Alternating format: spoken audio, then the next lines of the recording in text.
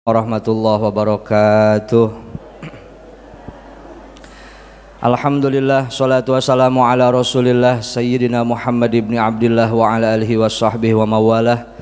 Asyhadu an la ilaha illallah wahdahu la syarikalah wa asyhadu anna sayyidana Muhammadan abduhu wa rasuluh la nabiyya wa la rasula ba'dah. Amma ba'd, yang sama-sama kita hormati dan kita muliakan segenap para orang tua, para sepuh, para bini sepuh, para tokoh masyarakat. Bil khusus yang sama-sama kita hormati dan kita muliakan, alhamdulillah yang mulia guru kita bersama telah hadir di tengah-tengah kita. Insyaallah tentunya hadirnya beliau selalu menambah keberkahan untuk kita dan kampung kita, semasjid kita semua. Amin ya Allah ya rabbal alamin. Hadirin jamaah yang dimuliakan Allah Subhanahu wa taala, sebelum taklim kita mulai seperti biasa, mari sama-sama kita membaca suratul Fatihah untuk orang-orang yang telah berjasa di masjid kita, para donatur yang telah selalu membantu, dan juga kita semua yang selalu istiqomah hadir di setiap kegiatan dari masjid kita, baik itu membantu dalam kegiatan tahfizul Quran, kegiatan santunan rutin yatim, dan kegiatan-kegiatan taklim yang ada di masjid kita. Mudah-mudahan rezeki yang telah dikeluarkan oleh semua para donatur, rezekinya diganti dengan rezeki yang lebih banyak, senantiasa pengorbanannya dibalas oleh Allah Subhanahu wa taala dengan keberkahan dan pahala yang berlipat ganda fid dunya wal akhirah. Dan mudah-mudahan sampai pahalanya kepada orang-orang tua kita, kakek nenek, saudara-saudara kita yang telah berpulang ke rahmatullah. Ala hadhihi niyah wa ala kulli niyatin salihah nas'aluka ijabah ila hadratin nabi sayyidina Muhammadin sallallahu alaihi wasallam bil qabulil Fatihah. A'udzu billahi minasyaitonir rajim. Bismillahirrahmanirrahim. Alhamdulillahi rabbil alamin arrahmanir rahim maliki yaumiddin. Iyyaka na'budu wa iyyaka nasta'in. Ihdinas siratal mustaqim, siratal ladzina an'amta 'alaihim ghairil maghdubi 'alaihim waladdallin. Amin amin ya Allah ya rabbal alamin. Bapak Ibu hadirin jamaah yang dimuliakan Allah Subhanahu wa taala, mari sama-sama kita simak dengan khidmat, dengan khusyuk, mau'izul hasanah, taklim kajian subuh kita yang akan disampaikan oleh yang mulia guru kita bersama Al-Mukarram wal Muhtaram Al-Habib Syafiq bin Al-Ridha bin Abu Bakar bin Salim. Dengan segala hormat kami persilahkan. Sallu ala Nabi Muhammad.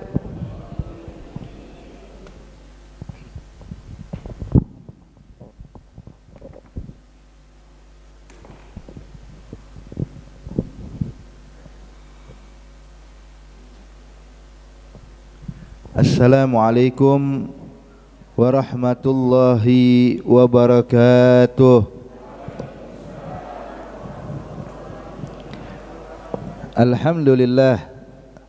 Alhamdulillahilladzi hadana lihadza wa ma kunna linahtadiya laula an hadana Allah.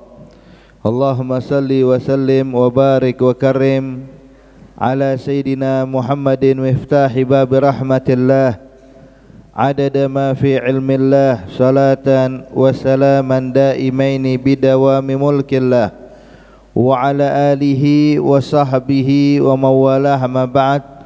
Hadirin hadirat yang dimuliakan Allah Subhanahu wa taala, alhamdulillah berkat izin dari Allah Subhanahu wa taala kembali kita dipertemukan di dalam majlis yang mulia ini, yang mana harapan kita insyaallah tidak bangun dari masjid ini melainkan dosa kita telah diampuni oleh Allah, hajat-hajat kita dikabulkan oleh Allah, segala urusan kita diberi kemudahan oleh Allah. Amin ya rabbal alamin. Sebab Allah Subhanahu wa taala adalah zat pemberi nikmah. Allah Subhanahu wa taala adalah yang mengatur segala hal di dalam kehidupan kita di dunia ini, yang mana kita ini ditugaskan oleh Allah Subhanahu wa taala hanya untuk mengabdikan diri kita kepada Allah. Apapun kesibukan kita Bapak dan Ibu sekalian, aktivitas yang kita kerjakan, pekerjaan yang kita punya, semuanya jangan membuat kita lalai dari Allah, tapi justru membuat kita makin dekat dengan Allah Subhanahu wa taala. Sebab kehidupan dunia ini bagi kaum mukminin, bagi orang-orang yang punya iman kepada Allah, mereka menjadikan dunia ini sebagai ladang akhirat. Ad-dunya mazra'atul akhirah. Dunia itu ladang akhirat Bapak dan Ibu sekalian. Artinya apa? apa yang kita tanam bakal kita panen nanti di akhirat. Ya, yang namanya ladang bisa ditanam apa aja ya. Mau tanam jagung, mau tanam ini dan itu, tetap nanti bakal panen sesuai apa yang dia tanam. Nah, makanya orang yang beriman kepada Allah Subhanahu wa taala menjadikan ini dunia benar-benar ladang dan mereka fungsikan dengan sebaik-baiknya, sehingga mereka isi itu dengan hal-hal yang baik. Demi apa hadirin? Demi mendapatkan keuntungan nanti di akhirat. Sebab orang beriman Pak mikirin keuntungannya bukan keuntungan dalam dunia. Kalau keuntungan dalam dunia ini terlalu kecil. Mau mendapatkan harta 1 miliar 2 miliar per hari, tetap aja kalau dibandingkan dengan kehidupan akhirat kecil hadirin. Sebab keuntungan dunia ini fana. Keuntungan di dalam dunia ini nggak pernah kekal. Coba kalau kita megang duit 100 juta rupiah Bu di tangan kita, kira-kira ngabisinnya butuh waktu berapa tahun? Nggak butuh bertahun-tahun ya. Kita beliin mobil sehari kelar, itu pun masih kurang, betul. So lihat harta kehidupan dunia, harta dunia kayak begini nggak pernah kekal abadi. Tapi kehidupan yang sesungguhnya, kekayaan yang sesungguhnya adalah kekayaan nanti di akhirat. Makanya orang-orang yang memiliki iman, yang mereka pikirkan bagaimana caranya bisa dapat keuntungan nanti di akhirat, gimana caranya biar bisa dapat kebahagiaan nanti di hadapan Allah Subhanahu wa taala. Makanya Allah Subhanahu wa taala berfirman mengingatkan kepada kita orang-orang yang beriman. Allah nyatakan, ya ayyuhalladzina amanu taqullah wal tanzur nafsum ma qaddamat lighad. Hei orang-orang beriman, bertakwalah kalian kepada Allah dan persiapkanlah apa yang bakal kalian dapatkan untuk hari esok. Untuk hari esok, yakni nanti setelah kematian. Makanya Nabi menyatakan di dalam hadis, kata Rasulullah, al-kayyis man dana nafsahu wa amila lima ba'dal maut, wal ajiz man ittaba nafsahu hawaha wa tamanna 'ala Allahil amani. Dinyatakan, kata Nabi Muhammad, orang yang cerdas adalah orang yang mana dia ini menundukkan hawa nafsunya dan memikirkan apa yang bakal dia dapatkan nanti di akhirat kelak. Wa amila lima ba'dal maut, dan mengerjakan amalan yang bawa keuntungan setelah kematian. Nanti setelah meninggal apa yang kita dapatkan. Sebab Nabi bilang, Bapak Ibu sekalian, itu liang lahat tiap kita, nanti yang mana kita bakal dikuburkan di dalamnya, kata Nabi, imma raudhah min riyadil jannah wa imma hufra min hufarin niran. Kuburan kita itu Bu antara dua, kalau enggak jadi taman surga atau menjadi lubang api neraka, na'udzubillah min dzalik. Jadi suluh pilih, mau dapat apa kita? Mau jadiin taman surga, mau jadiin tempat yang penuh dengan nikmat, ya ayo beramal dalam kehidupan dunia. Jangan lalai daripada perintah Allah, jangan lakukan hal yang diharamkan Allah, lakukan segala kebaikan yang kita bisa. Makanya Allah berfirman, ya ayyuhalladzina amanu taqullah, takwalah kalian pada Allah. Apa sih pengertian takwa? Pengertian takwa itu adalah imtithal awamirillah wajtinabin nawahi, melaksanakan perintah Allah dan meninggalkan larangan Allah. Ini hakikat takwa. Makanya kita alhamdulillah iman dia punya nih, yakin sama Allah, yakin pada Rasulullah, yakin pada hari akhir, yakin pada kitab-kitab Allah. Iman kita punya Pak, tinggal takwa. Pesan Allah kepada kita, ittaqullah, bertakwalah kalian kepada Allah. Kemudian wal tanzur nafsum ma qaddamat lighad. Dalam ayat yang lain Allah Subhanahu wa taala berfirman, mengingatkan kita untuk mendapatkan kemuliaan. Allah nyatakan, wasaru ila maghfiratin min rabbikum wa jannatin 'arduha as-samawati wal ard uiddat lil muttaqin. Allah bilang, ayo bergegas, bergegas kemana ya Allah? Bergegas untuk raih ampunanku, kata Allah. Ila maghfiratin wa jannat, Begitu juga untuk mendapatkan surga, arduhas samawati wal ard, yang mana luasnya surga itu lebih luas dibandingkan langit beserta bumi. Ya. Jadi Bu, Pak, ini bumi, kalau kita mau tahu, bumi ini ibaratnya kalau dibandingkan dengan langit pertama ya, ini bumi kan begitu luas. Kalau bumi kalau dibandingkan langit pertama Pak, itu kayak batu cincin ditaruh di tengah padang pasir di gurun Sahara. Ya. Itu gurun Sahara tuh langit, bumi itu cuman batu cincin hadirin. Ya. Artinya besar betul ya. Nah antara langit pertama dengan langit kedua, langit pertama kayak batu cincin, langit kedua kayak gurun Sahara. Langit kedua dengan langit ketiga, langit kedua bagaikan batu cincin, langit ketiga bagaikan gurun Sahara. Terus sampai langit ketujuh. Dan ketahuilah Allah nyatakan luasnya sorga arduhas samawati wal ard. Luasnya sorga itu lebih luas dari samawat. Samawat itu jamak daripada sama. Jadi bukan satu langit, 7 lapis langit semuanya itu dibandingkan dengan luasnya sorga nggak ada apa-apanya hadirin. Coba bayangin Pak, kalau seandainya kita masuk sorga, ya Allah, kan nikmat banget. Arduhas samawati wal ard. Untuk siapa sih ini sorga? Uiddat lil muttaqin, disiapkan oleh Allah hanya untuk orang yang bertakwa. Jadi Bapak Ibu sekalian, jangan pernah merasa cukup dengan keadaan kita, terus tingkatin takwa, tambahkan keimanan, tambahkan keyakinan pada Allah, laksanakan perintah Allah, tinggalkan larangan-larangan Allah. Dan orang semakin banyak melakukan ibadah, makin yakin sama Allah. Sebab orang kalau seandainya takut sama Allah, yakin kepada Allah, dijamin ibadahnya makin bagus, makin banyak, bukan makin berkurang. Ya. Makanya hadirin, ayo, ini Allah dipesan pada kita, tingkatkan takwa, persiapkan diri kita untuk menghadapi hari esok. Nabi menyatakan orang yang hebat, orang yang cerdas adalah orang yang bisa menundukkan hawa nafsunya dan mempersiapkan amalan yang bisa diambil keuntungan setelah kematian. Tapi sebaliknya, wal ajiz, orang yang lemah, lemah pikirannya, lemah pemahamannya, lemah imannya, itu adalah manittab'a nafsahu hawaha, yang mana hawa nafsunya tunduk, dia ditunduk pada hawa nafsunya, kemudian wa tamanni 'alallahil amani, kemudian punya angan-angan, ya, suka berandai-andai, ya, kalau pengen melakukan kebaikan nanti deh, insya Allah kalau dia usia 50 tahun saya baru mau giat qiyamul lail, ya. Kapan mau tahajud? Nanti deh, nunggu pensiun dulu, kalau belum pensiun masih banyak kerjaan. Kapan melakukan kebaikan? Nanti deh kalau udah pergi haji. Ya Allah, ini yang kayak begini hadirin, tamanni 'alallahil amani, ya, suka berandai-andai, berangan-angan nanti insya Allah.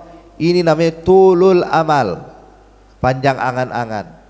Nah di dalam ajaran Islam, Nabi Muhammad sallallahu alaihi wasallam mengajarkan kepada kita Bapak Ibu sekalian untuk bersegera melakukan ibadah. Ini contoh, Nabi Muhammad sallallahu alaihi wasallam itu ibadahnya Bu, ya, enggak pernah ditunda, ya, sampai pernah Siti Aisyah ditanya, ya Aisyah, bagaimana sih kehidupan Rasulullah di dalam rumah tangga kalian? Apakah Rasulullah ini adalah orang yang penuh wibawa sehingga kalian istri-istrinya Nabi Muhammad kalau diri depan Nabi itu nggak berani pandang wajah Nabi, nggak berani berbicara pada Nabi? Atau bagaimana kehidupan rumah tangga kalian?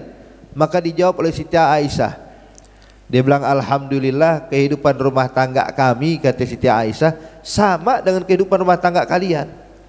Kami ngobrol, kami bercanda, ya. Artinya Nabi juga kadang-kadang bercanda sama istri-istrinya hadirin.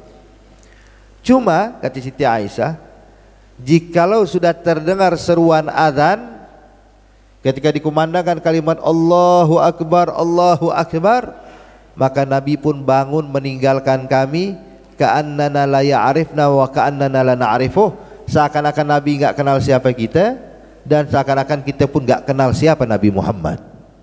Tuh, bergegas, Padahal Nabi udah kita yakin bu, Pak, masuk surga tanpa dihisab, masuk surga langsung, tapi tetap nggak pernah putus ibadah, nggak pernah putus melakukan taat. Nah coba kalau kita gitu udah yakin belum masuk surga? Bu, udah yakin belum masuk surga kita? Insya Allah ya. Insya Allah masuk surga semuanya, amin. Nah kalau yang yakin masuk surga aja ibadahnya makin getol, ya mestinya kita juga mestinya makin taat, hadirin. Jangan malas-malesan. Ini kalau kita mau hitung banyakkan nonton TV-nya apa sholatnya?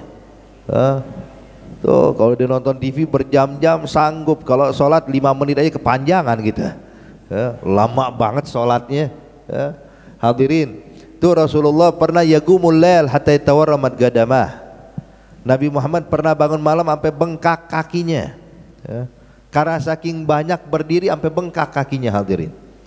Sampai Siti Aisyah pun nangis melihat keadaan Rasulullah, berkata, "Ya Rasulullah, lima fa'alta hadza?" Kenapa kau lakukan ini ya Nabi Muhammad? Alaysa qad ghafarallahu laka ma taqaddama min dzambika wa ma ta'akhkhar? Bukankah Allah telah mengampuni dosamu yang telah lalu maupun yang akan datang? Maka dijawab oleh Nabi Muhammad, afala akuna abdan syakura ya Aisyah. Memangnya enggak boleh jadi seorang hamba yang pandai bersyukur pada Allah ya Aisyah? Jadi Nabi melakukan itu tanda syukurnya pada Allah. Nah kita gimana hadirin? Kita kalau bengkak bukan gara-gara banyak berdiri, keseleo kita. Bengkak gara-gara asam urat, bengkak gara-gara rematik, ya Allah. Makanya ayo semangat ibadah, semangat melakukan taat. Apa yang kita bisa lakukan? Beb, kalau saya nggak bisa kayak Nabi Muhammad sholat berpuluh-puluh rakaat atau beratus-ratus rakaat. Saya mau sholat 2 rakaat doang boleh? Boleh. Sesuai kemampuan kita, Pak. La yukallifullahu nafsan illa wus'aha. Allah nggak bakal memaksakan seorang hamba kecuali sesuai kemampuannya. Dalam ayat yang lain Allah nyatakan wattaqullaha mastata'tum. Bertakwalah kalian kepada Allah mastata'tum, sesuai kadar kemampuan kalian. Tuh lihat. Sesuai kadar kemampuan kita. Sebab ketika Allah turunkan wahyu, ya ayyuhalladzina amanu taqullaha haqqa tuqatih wa la tamutunna illa wa antum muslimun.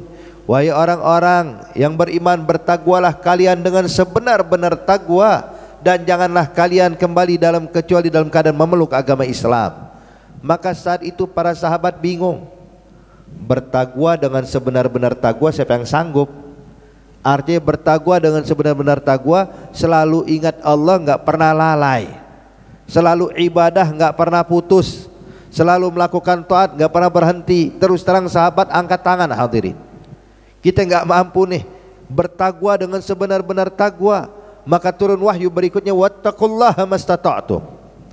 Bertakwalah kalian pada Allah sesuai kadar kemampuan kalian. Yang bisa sholat 2 rakaat, ayo sholat 2 rakaat qiyamul lail.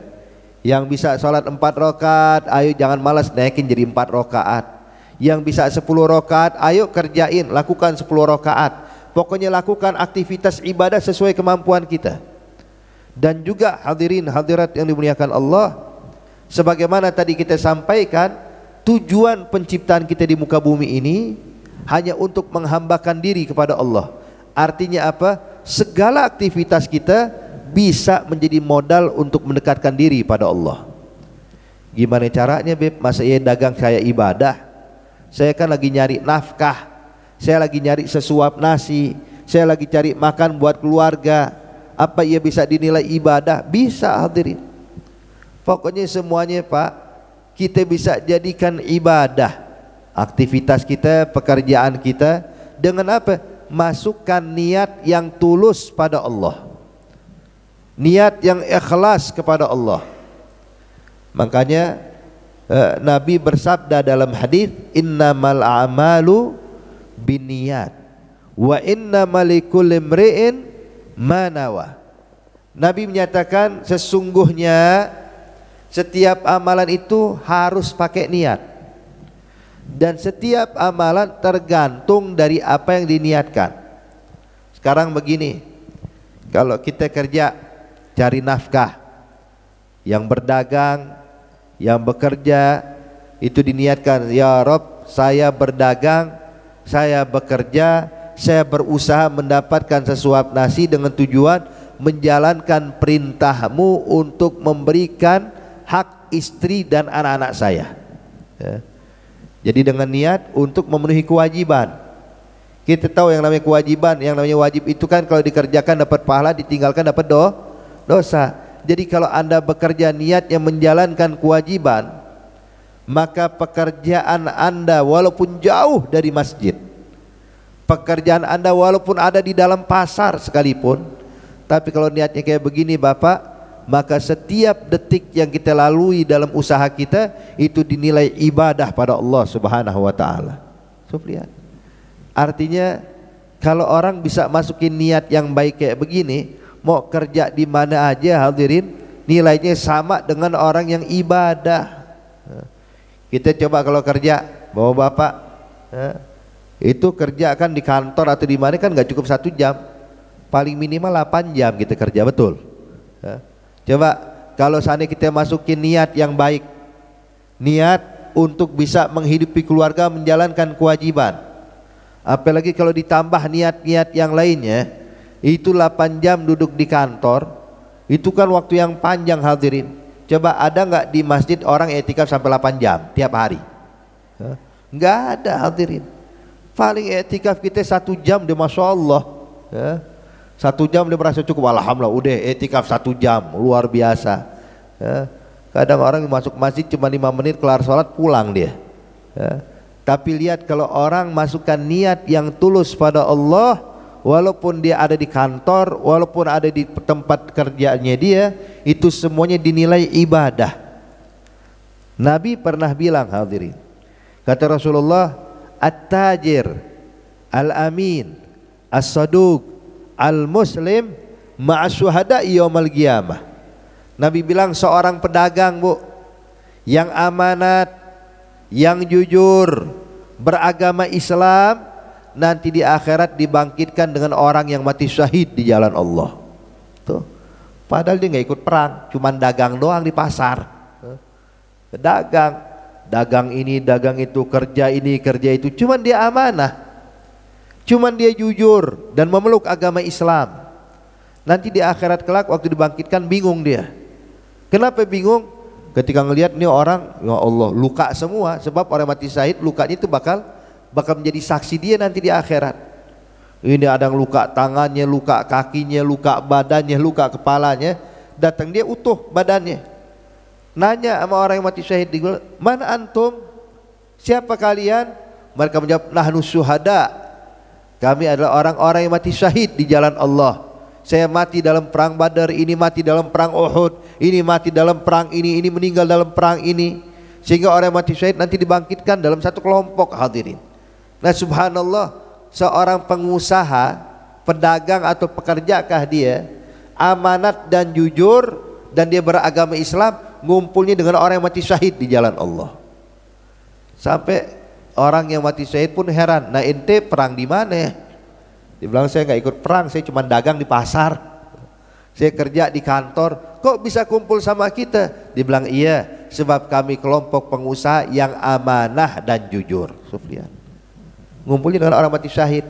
Makanya hadirin, hadirat yang dimuliakan Allah, pekerjaan kita jangan dianggap remeh. Usaha yang antum kerjakan sehari-hari itu bisa bernilai ibadah, bisa bernilai taat pada Allah. Yang penting apa? Masukkan niat, niat untuk menjalankan kewajiban, niat untuk menjalankan kewajiban sebagai hamba Allah, yaitu mencari rezeki yang halal. Sebab Allah sudah nyatakan dalam Al-Quran, ya ayyuhalladzina amanu kulu minat thayyibati ma razaqnakum. Hei orang-orang beriman, makanlah dari rezeki yang halal, dari atas apa yang aku berikan buat kalian, kata Allah. Jadi Allah bilang makanlah makanan yang halal. Ini kan perintah. Berarti Bapak Ibu sekalian, pekerjaan yang kita lakukan demi mencari sesuap nasi yang halal, ini pun juga menjalankan perintah Allah. Makanya kalau kerja banyakin niat. niat jalanin kewajiban sebagai kepala keluarga, niat mencari nafkah yang halal sebagaimana perintah Allah, niatkan juga agar kita ini bisa mendapatkan rezeki dari Allah dengan cara yang baik, bukan dengan cara yang haram. Itu setiap apa yang kita niatkan bernilai ibadah. Hadirin, hadirat yang dimuliakan Allah, makanya ini kalau kita bicara tentang masalah niat, Bu, ya, itu niat ini dibilang tuh kendaraan orang yang beriman. Pengen dekat sama Allah gampang, masukin niat yang banyak. Ya. Ini kayak kita duduk di masjid nih saat ini. Ya. Ini yang duduk pasang niat i'tikaf dengan yang duduk tanpa niat i'tikaf beda pahalanya. Ya. Makanya kira-kira udah pasang niat i'tikaf belum semuanya ya? Ya. Pasang niat i'tikaf. Ya. Ini dinyatakan sebab faedahnya niat Bapak Ibu sekalian untuk tamyizul adah wal ibadah, untuk membedakan mana yang ibadah mana yang kagak. Ya. Duduk bareng di masjid, yang pasang niat i'tikaf dihitung ibadah Pak, tapi yang duduk tanpa niat i'tikaf tidak dihitung ibadah, duduknya nggak dihitung ibadah. Makanya kalau seandainya orang niat i'tikaf, walaupun dia duduk di masjid dia niat i'tikaf, nggak ngapa-ngapain, nggak baca tasbih wala baca zikir, cuman duduk di pojokan dia tidur, ya. Tidur tapi niat i'tikaf, tidurnya dihitung ibadah. Tuh. Tidurnya dihitung ibadah. Makanya kalau dinyatakan oleh ulama mau pasang niat i'tikaf tuh dari pintu masjid. Jadi begitu masuk masjid berhenti dulu, ya. Jangan langsung loyor ke depan aja. Masuk berhenti sebentar, niat i'tikaf dulu. Nawaitul i'tikaf fi hadzal masjid madumtu fihi lillahi taala, baru masuk. Ya. Sehingga Anda sudah dihitung i'tikaf dari mana? Dari pintu masjid. Ya. Jangan nunggu sampai ke tempat dulu depan baru niat i'tikaf, telat. Tuh dari pintu masjid kita pasang niat i'tikaf. Kemudian hadirin, dinyatakan oleh ulama, niat itu bisa menghasilkan pahala, bisa menghasilkan ibadah, bahkan perkara mubah, perkara yang kita lakukan sehari-hari bukan perkara ibadah, itu bisa bernilai ibadah kalau kita masukkan niat. Kayak makan contoh, makan kita pasang niat. Niatnya apa? Ya Rob, saya makan makanan ini untuk memberikan energi biar saya bisa melakukan ibadah. Saya niat makan ini ya Allah untuk menjalankan perintahmu biar saya bisa memakan makanan yang halal. Ya Rob, saya makan makanan ini dengan niat untuk bisa mengeluarkan sifat syukurku kepada Engkau ya Allah. Jadi makannya kita tuh mau nasi pakai apa juga hadirin tetap dihitung ibadah oleh Allah. Kenapa? Masuk niat. Jadi ini niat enak banget udah. Kita ini khususnya buat umat Nabi Muhammad, Bu. Ini tidak diberikan pada umat terdahulu. Umat terdahulu itu dihitung ibadah kalau ngerjain.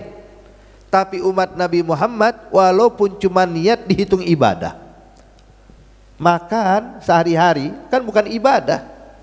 Makan kita ini nggak wajib, wala sunnah. Makanan yang kita santap, makan pagi, makan siang, makan malam, itu semuanya perkara mubah, perkara jaiz, bukan wajib, bukan sunnah. Tapi kalau kita masukkan niat tagawwa li taatillah, agar kita punya energi biar bisa taat pada Allah, makannya Anda dihitung ibadah oleh Allah. Makan jadi ibadah, minum jadi ibadah, tidur jadi ibadah. Kalau apa? Masukin niat. Ya. Masukin niat. Hakada. Jadi makanya hadirin, kita ini mesti pintar-pintar cari pahala. Ya. Pintar-pintar cari pahala. Jadi kita nggak boleh kalah Pak, Bu, dengan umat-umat terdahulu. Umur kita walaupun cuma 60 sampai 70 tahun, tapi kalau tiap hari pasang niatnya banyak Pak, wah ibadah kita bisa kayak orang ribuan tahun ibadahnya. Tuh nilai pahalanya. Makan, minum, tidur bisa jadi ibadah.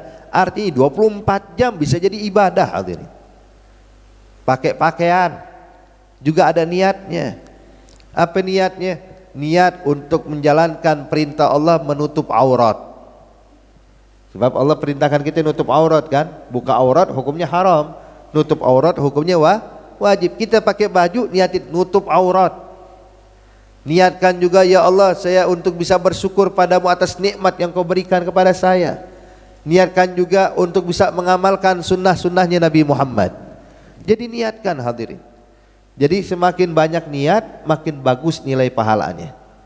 Tapi ingat, ya, ini niat yang mendatangkan pahala selagi amalnya tidak mendustakan niatnya. Gimana maksudnya? Tadi kita contohkan hadirin, kayak orang bekerja, cari nafkah, cari uang. Apa niatnya? Niatnya untuk menjalankan kewajiban sebagai kepala rumah tangga, memberikan makan kepada anak dan istri. Niatnya untuk mencari makanan yang halal sebagaimana perintah Allah.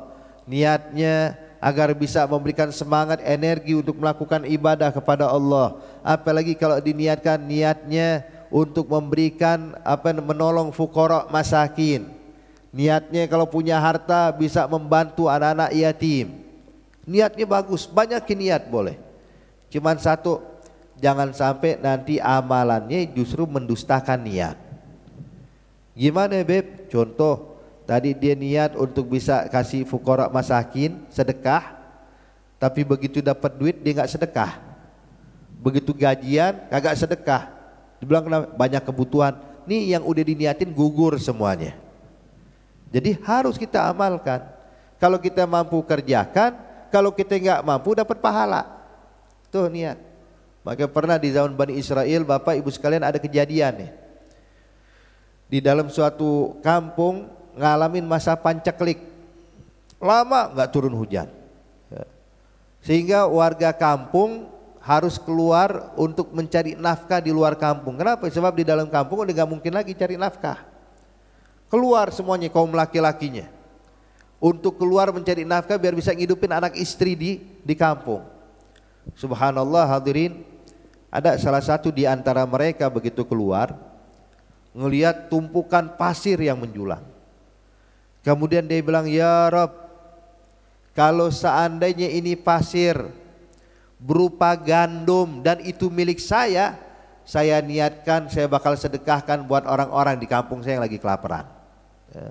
Habis ini jalan. Begitu jalan nih orang, Allah turunkan wahyu kepada Nabi di zaman tersebut. Allah bilang, ya Nabiku sampaikan pada dia, bilang sama itu orang bahwa sedekahnya udah diterima, kata Allah. Sedekah apa? Enggak ada sepeser pun yang dikeluarkan hadirin. Tapi ketika ketulusan niat dalam hatinya, dia bilang kalau seandainya ini milik saya bakal bagikan buat fuqara masakin, saya bakal bagikan kepada orang yang membutuhkan. Ternyata niatnya dihitung ibadah penuh oleh Allah Subhanahu wa taala. Nah, kita juga nih Bapak Ibu sekalian, ayo latih diri kita. Selain ibadah kita kerjakan, niatin. Kita bilang waktu tidur di malam hari niatin, ya Rabb, saya tidur istirahat biar besok bangun dari tidur saya bisa memiliki energi buat ibadah. Biar bisa qiyamul lail, biar bisa membantu saya tidak ngantuk waktu tahajud. Biar bisa membantu saya memiliki semangat ketika munajat pada Engkau di tengah malam. Maka tidurnya dia itu dihitung ibadah oleh Allah Subhanahu wa taala. Lihat. Jadi Bu, ini niat terus terang luar biasa ya. Makanya para salaf kita itu mendidik anak-anak mereka niat salihah sama kayak mendidik anak mereka baca surah Al-Fatihah. Dididik benar-benar, diperhatiin niatnya apa nak. Pengen makan nak, niatnya apa? Mau minum nak, niatnya apa? Mau keluar rumah, niatnya apa? Jadi setiap hari tuh anak tuh cuma diisi niatnya apa? Diajarin niat yang baik, diajarin niat yang tulus pada Allah, niat untuk mendekatkan diri pada Allah di setiap kegiatan ini anak. Sehingga terbiasa ini anak kalau pengen keluar rumah udah pasang niat, udah 10 niat, 20 niat, 30 niat hadirin. Niat yang baik semuanya. Makanya ketika dia sudah pasang niat, Allah bakal kirimkan pahala sesuai dengan apa yang diniatkan. Namun perlu kita pahami Bapak Ibu sekalian, niat ini juga pengaruhnya besar dalam kehidupan kita. Dinyatakan oleh ulama bahwasanya niatul mu'min man fataha qalbahu niyatan salihatan wahidah fatahallahu lahu sab'ina baban min abwabi taufik. Barang siapa yang memasang dalam hatinya satu niat yang ikhlas pada Allah, niat yang salihah, niat yang baik, maka Allah bakal bukakan untuk dia 70 pintu taufik untuk bisa mengamalkan atas apa yang diniatkan. Jadi kemudahan-kemudahan buat kita dalam ibadah, kemudahan-kemudahan kita dalam melakukan taat, ini semuanya berkat satu niat salihah yang kita ada dan tanamkan dalam hati kita. Tanamin aja satu niat, niat apapun itu yang kita inginkan, maka Allah bakal bukakan jalan buat kita. Dan juga perlu kita pahami hadirin, berapa banyak amalan yang terlihat sepele, nilainya jadi besar gara-gara niat. Begitu juga sebaliknya, berapa banyak amalan yang besar hancur gara-gara niatnya. Contoh hadirin hadirat yang dimuliakan Allah, kalau kita ngelihat mungkin di dalam masjid ada sedikit kotoran, ya, mungkin ada sisa plastik atau semacamnya, sampah lah bisa kita bilang, sampah yang sedikit, bekas tisu kah atau bekas apakah itu, dia ambil. Waktu dia mengambil ini kotoran dalam masjid, dia pasang niat, ya Rob, saya ambil ini kotoran dengan niat agar orang yang sholat di masjid ini bisa khusyuk, ya. Niat untuk membersihkan rumah Allah, niat untuk menjadikan rumah Allah ini tempat yang bersih, tempat yang suci, sehingga dia ngambil satu kotoran, niatnya bisa 5, niatnya bisa 10 hadirin. Sehingga amalan yang terlihat sepele, ya, tapi nilai pahalanya jadi besar luar biasa di hadapan Allah Subhanahu wa ta'ala. Jadi artinya amalan kecil bisa berubah jadi besar gara-gara niat. Begitu juga sebaliknya, amalan bagus, amalan besar, tapi hancur gara-gara niat. Contoh, sholat hadirin, kan sholat bagus betul ya, bahkan dinyatakan ibadah yang dilakukan fisik yang paling afdal adalah sholat. Awal ma yuhasabu bihil abad yaumal qiyamah as-shalah. Amalan yang pertama kali dihisab di akhirat kelak adalah sholat. Nah, sholat ini amalan besar, amalan bagus. Tapi kalau masuk riya, masuk ujub, niat biar dipuji orang, niat biar dihormati orang, niat untuk dihargai orang, maka sholat kita hancur semuanya. Gara-gara apa? Masuk niat yang buruk. Ya, Nabi pernah bilang, dikutip oleh Imam Al-Bukhari, di dalam hadisnya, hadis yang sahih, Nabi katakan hadirin, ada 3 kelompok yang bakal dijebloskan ke dalam api neraka Allah sebelum penyembah berhala masuk neraka. Ya, sebelum orang-orang musyrik masuk neraka, ini 3 orang duluan masuk neraka duluan, dilempar sama Allah. Siapa mereka? Yang pertama, 1 orang yang terbunuh di medan perang. Ketika berdiri di hadapan Allah, Allah bertanya, ya abdi madza amilt, hai hambaku apa yang kau kerjakan? Maka dijawab, jahadtu fisabilik ya Rabb, saya berjihad di jalanmu ya Allah, menegakkan kalimatmu, dan saya terbunuh di medan perang. Semua saya lakukan semata-mata hanya mencari ridhamu ya Allah. Maka dijawab sama Allah, kadzabta, engkau telah berbohong. Allah nggak bisa dibohongin, Allah nggak bisa ditipu hadirin. Allah bilang kadzabta, bukankah saat engkau berjihad niatmu, kata Allah, tujuanmu agar dibilang kau ini seorang pemberani, agar dibilang kau ini orang yang hebat, dan itu sudah terjadi, maka tempatmu bukan di surga tapi nerakaku, kata Allah. Jihad, udah mati syahid, terbunuh di medan perang, tapi giliran masuk niat yang gak baik, tempatnya bukan di surga bu, neraka. Masuk neraka sebelum penyembah patung masuk neraka. Datang kelompok kedua, berdiri di hadapan Allah, ditanya lagi sama Allah, ya abdi wa madza amilt, kalau engkau ngamalin apa? Dia bilang, ya Rabb, kalau saya belajar ilmu dan saya ajarkan kepada orang lain, saya bimbing umat biar kenal Allah, saya bimbing umat biar menjalankan syariat, Saya bimbing umat biar mengetahui apa sih syarat Islam ini. Dan saya lakukan semata-mata mencari ridha-Mu ya Allah. Allah katakan kadzabta, engkau juga berbohong.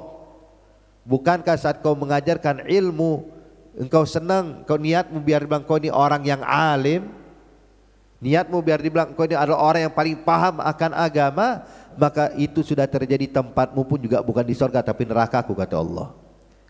Datang kelompok ketiga, berdiri di hadapan Allah, ditanya sama Allah, dan kau apa yang kau lakukan hai hambaku? Dia bilang, ya Rabb, saya infakkan harta saya di jalan Allah, di jalan-Mu ya Allah. Saya bantu fuqara masakin, saya berikan bantuan pada orang yang membutuhkan, semuanya semata-mata mencari ridha-Mu ya Allah. Allah bilang kadzabta, kau pun juga berbohong.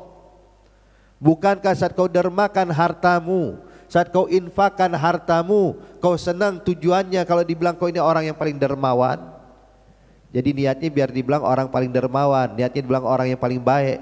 Kata Allah, itu udah terjadi, tempatmu pun juga bukan di surga tapi neraka-Ku, kata Allah. Masuk neraka nih Bu. Nih 3 kelompok. Kira-kira kurang bagus apa sih ibadahnya? Jihad, mengajarkan ilmu, mendermakan harta, tapi hancur gara-gara nih niat. Makanya ayo perbagus niat kita.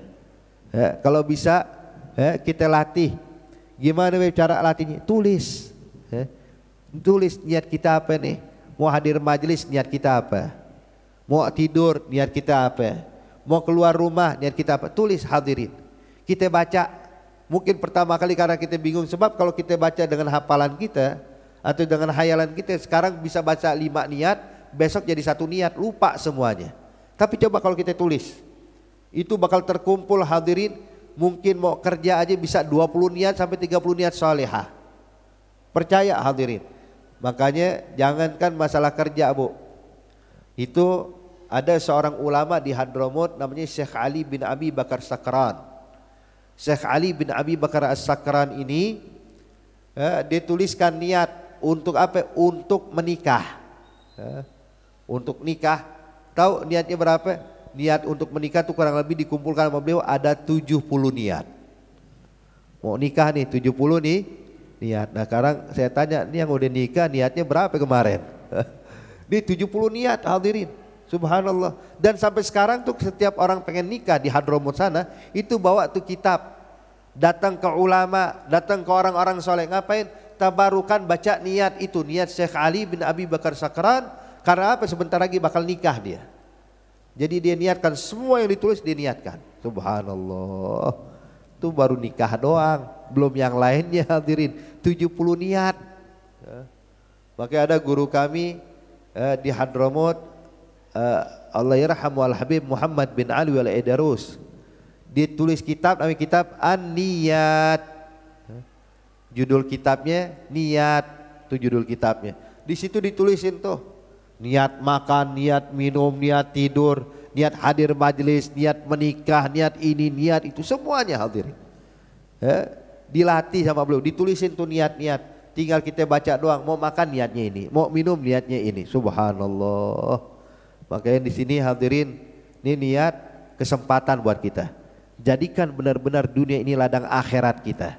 Gimana caranya? Masukin niat yang banyak di setiap aktivitas kita, pekerjaan kita, kesibukan kita, masukkan niat.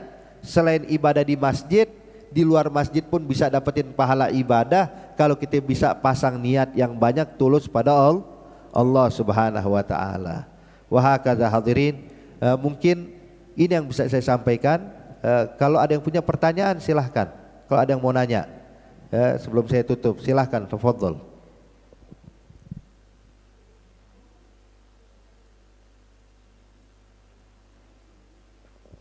Baik sesuai pembahasan kita atau yang lain silahkan.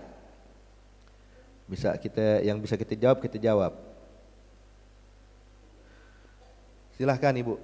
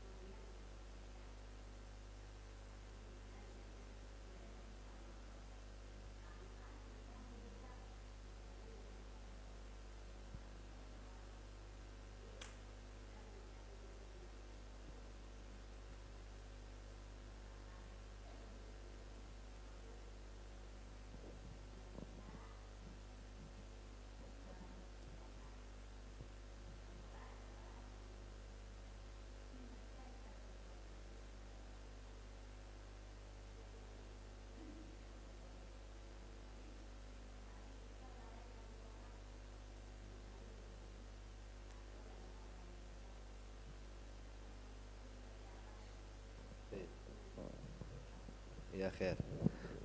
Waalaikumsalam warahmatullahi wabarakatuh. Nah, yang pertama hadirin, memang letaknya niat itu dalam hati. Ya. Niat itu mahallu hal qalb wa talaffuz biha sunnah. Melafazkan niat hukumnya sunnah. Jadi niat, letaknya niat dalam hati. Pokoknya kita mulai. Makanya cuman kita bilang kenapa tadi kita sarankan suruh tulis. Tujuannya apa? Biar kita selalu ingat apa yang bakal kita niatkan. Sebab ini kan kebanyakan pekerjaan kita udah rutin.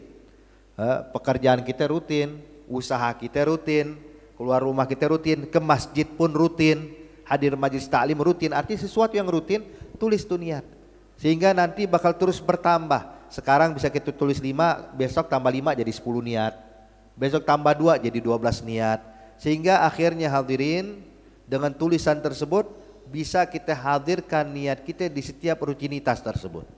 Dan adapun kalau dibilang, Beb, niat saya untuk beribadah pada Allah, ibadah karena dalam hati. Bagus, memang di situ letaknya niat. Sebab pelafalan niat hukumnya sunnah aja.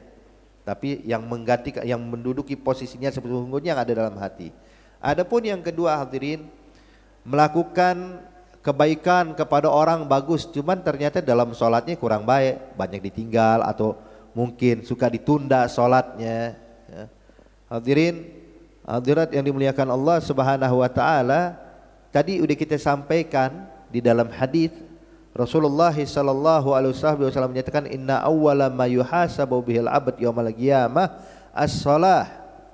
Idza saluhat saluha sa'iru 'amalih wa idza fasadat fasada sa'iru 'amalih. Nabi menyatakan awal amalan yang pertama kali dihisab oleh Allah adalah salat. Kalau sholat sudah dianggap baik, maka semua amalan pun juga bakal dianggap baik oleh Allah.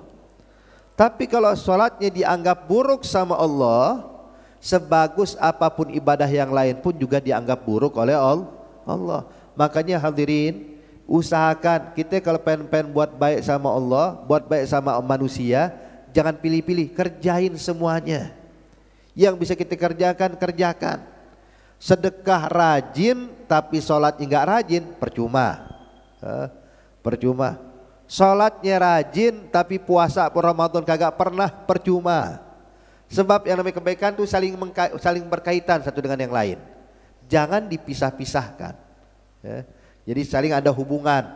Makanya lihat Allah kalau merintahkan zakat sebelumnya ada perintah sholat. Pasti tuh. Allah perintahkan zakat sebelumnya sholat. Kenapa? Sebab diikatkan oleh Allah keterkaitan antara kebaikan dengan kebaikan yang berikutnya. Sebagaimana dosa juga saling berkaitan. Amal ibadah saling berkaitan, amalan dosa maksiat juga saling berkaitan. Maka oleh karena itu hadirin, berusahalah kebaikan jangan diputus. Cuman ibadah sholat, ibadah yang lain juga dikerjakan dengan baik. Ada lagi yang punya pertanyaan? Nggak ada? Cukup? Udah, boleh silakan.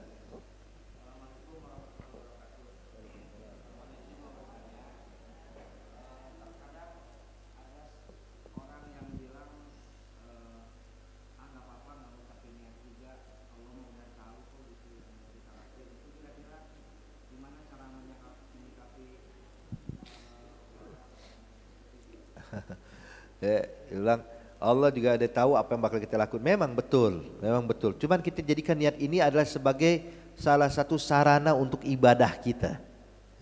Allah tahu apa yang bakal kita kerjakan. Setelah ini nih, kita mungkin nggak tahu apa yang bakal kita kerjakan, tapi Allah tahu apa yang bakal kita laksanakan hadirin. Cuman yang bakal kita lakukan kalau itu perkara mubah nggak mendatangkan pahala. Tapi niat ini kita posisikan sebagai cara untuk mendatangkan pahala dari Allah. Jadi niatin. Jadi jangan pernah merasa cukup, yang penting kita kerjain lah. Bahkan kebaikan Pak, kebaikan yang kita kerjakan, sedekah contohnya. Sedekah kalau kita keluarkan uang dari kantong, kita kasih fuqara masakin, atau kita berikan buat masjid dan lain-lainnya, itu sedekah kita pasti bernilai pahala. Tapi coba kalau kita niatkan, ini aneh niatkan duit 1.000 perak ini atau 10.000 perak ini, 10.000 rupiah sedekahkan buat masjid. Insya Allah dengan Anda sedekahkan nanti bisa dipakai buat pembangunan masjid, bisa menjadi tempat yang nikmat buat sholat bagi kaum mukminin, bisa begini terus diniatkan semuanya. Itu nilainya beda. Sebagaimana tadi kita sampaikan, berapa banyak amalan yang sepele berubah jadi besar gara-gara niat. Ya. Makanya di sini hendaknya kalau ada yang mengatakan ini, kita ingatkan aja, Pak, memang betul Allah tahu apa yang bakal kita kerjakan, Allah tahu apa yang kita laksanakan, tapi niat ini bisa menjadi modal ibadah kita di hadapan Allah. Niat ini bisa menjadi penyebab kita dapat pahala lebih banyak dari yang sebelumnya. Wah kata. Jadi itu intinya, latih terus niat ya. Ada lagi? Cukup? Ya khair, insya Allah yang kita sampaikan bisa bermanfaat, bisa kita amalkan dan praktekkan dalam kehidupan kita. Perbanyak niat, perbagus niat kita, jalin hubungan kita dengan Allah makin baik, makin erat.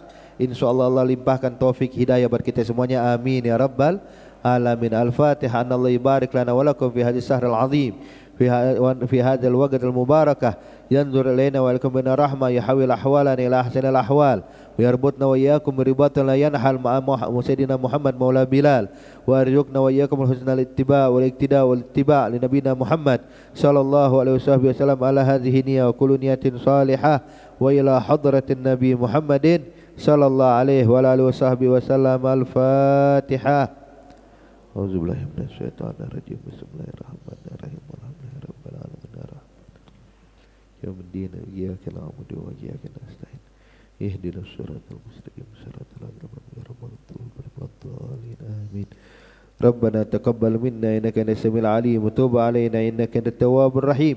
دعوهم فيها سبحانك اللهم تحيتهم فيها السلام وآخر دعواهم أن الحمد لله رب العالمين والسلام عليكم ورحمة الله وبركاته.